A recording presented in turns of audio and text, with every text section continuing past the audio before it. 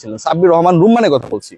যেই ছেলেটা 18টা ছক্কা কোন একটা টুর্নামেন্টে মারে, তাকে আপনি টি-20-র কোনো ফরম্যাটে, ন্যাশনাল টিম বাদ দেন, জাতীয় পর্যায়ের অথবা আন্তর্জাতিক পর্যায়ে যে আপনি দলগুলো পাঠান, কোনো সেট আপে বিবেচনা করবেন না। এটা কি হতে পারে? এটা হয়েছে। আমরা অনেকেই বলি না যে সূর্য অনেক সুন্দর। কেউ যদি কাউকে জিজ্ঞেস করে যে সূর্য কত সুন্দর, তুমি দেখেছো? উত্তর দেয় যে না, আমি আসলে তাকিয়ে দেখতে পারিনি। কেন দেখতে পারিনি জানেন? কারণ তার আলোটা এত বেশি যে চোখ ঝলসে যায়। সাব্বিরের পারফরমেন্সটা লাস্ট বিপিএল ছিল সূর্যের মতো, এবং আমাদের সিলেক্টররা আই থিঙ্ক ওই ছোট্ট বাবুটার মতো সেই পারফরমেন্সটা দেখে নাই, যদি তাদের চোখ ঝলসে যায়। সূর্যের দিকে তাকানোটা যেমন অসম্ভব হয়ে পড়ে, অনেকটা সেরকম ডিফিকাল্টিসের মধ্যে আমাদের ন্যাশনাল সিলেক্টররা হয়তো ছিলেন।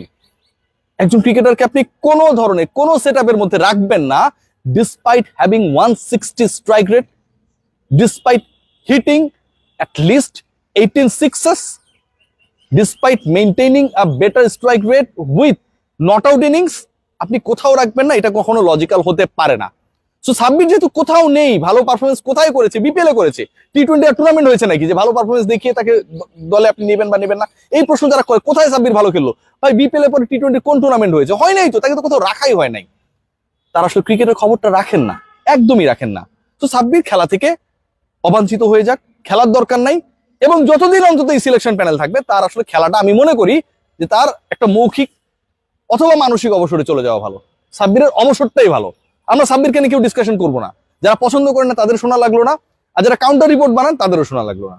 নুরুল হাসান সোহানের ক্ষেত্রে কি ঘটনাটা ঘটেছে দেখেন, কি ভয়াবহ। সাব্বিরের ক্ষেত্রে আপনি বলছেন যে সাব্বির তো আসলে ওই একটা টুর্নামেন্টে কিছু ভালো খেলেছে, অথচ তারপরে কোনো আপনার ন্যাশনাল টি-20 টুর্নামেন্ট হয় নাই। কোনো টি-20 চ্যালেঞ্জে তাকে আপনারা দেশের হয়ে, এ টিমের হয়ে কোথাও খেলার নাই, এইচপির হয়ে কোথাও খেলার নাই।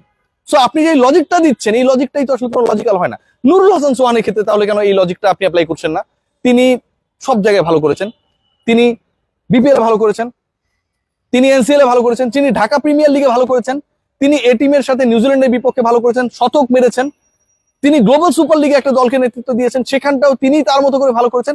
সব জায়গায় ভালো করা একজন ক্রিকেটার, বাংলাদেশের no doubt best wicket keeper, তাকে আপনি সুযোগ দেবেন না? তিনি এই সুযোগটা ডিজার্ভ করে না? সাব্বির কোথাও ভালো করেনি যদি আমি মেনেও নি, সোহান তো সবখানে ভালো করেছে, তাকেও আপনারা নেদারল্যান্ডসের বিপক্ষে যে 3টা ম্যাচ বাংলাদেশ খেলবে সেখানটা আপনারা নেবেন না। লজিকটা কোথায়? আজকে সাব্বির বা সোহান আমার সেই মিডল অর্ডারে ভরসা হতে পারে, আমার হায়ার স্ট্রাইক রেটের ব্যাটার হতে পারে। আজকে যখন আমরা শুনি যে সিলেটে বাংলাদেশ ওই 3টা টি-20 খেলবে, কারণ হাই স্কোরিং ম্যাচেস গুলো সিলেটে হয়, তার মানে কি আবুধাবিতে বাংলাদেশের ম্যাচেস গুলো হাই স্কোরিং হবে, রাইট? হাই স্কোরিং ম্যাচে, যেই ম্যাচেসে ব্যাটাররা স্কোর করতে পারে, বল ব্যাটে আসে, পাওয়ার হিটিং কাজে লাগে, সেখানটা আপনি সোহান আর সাব্বিরকে নেবেন না।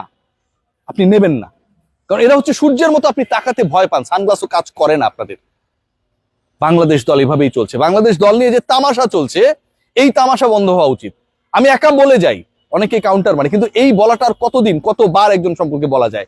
সাব্বিরের মতো সোহানেরও অবসরে চলে যাওয়া উচিত। খেলার দরকার নাই ভাই। অথবা আপনারা বলে দিন যে ন্যাশনাল টিম আমি খেলতে চাই না, অন্য সব জায়গায় খেলবো। এই যে আলোচনাগুলো হয়, এই আলোচনা এদেরকে নিয়ে যারা সমালোচনা করে, তারা কি জানে যে এরা কি করেছে? আপনার নাইম শেখের সাথে অনেক সময় সাব্বিরকে মিলিয়ে দেন, এটা কি লজিক্যাল? সাব্বির রহমান রুম্মান ন্যাশনাল টিমে যখন রেগুলার সেটআপে ছিল, কতটা আক্রমণাত্মক ছিল, কতটা আমাদের জন্য ক্লিনিক্যাল ছিল, প্রতিপক্ষের জন্য কতটা ভয়ঙ্কর ছিল, কতটা ডিস্ট্রাকটিভ ব্যাটার ছিল, একটু হাইলাইটস দেখে আইসেন।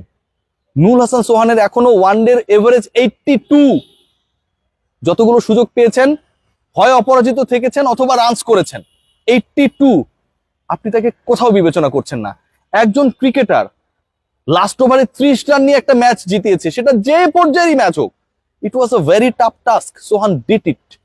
আপনি তাকে বিবেচনায় নিচ্ছেন না, তাহলে আপনার বিবেচনায় কারা ভাই? কারা?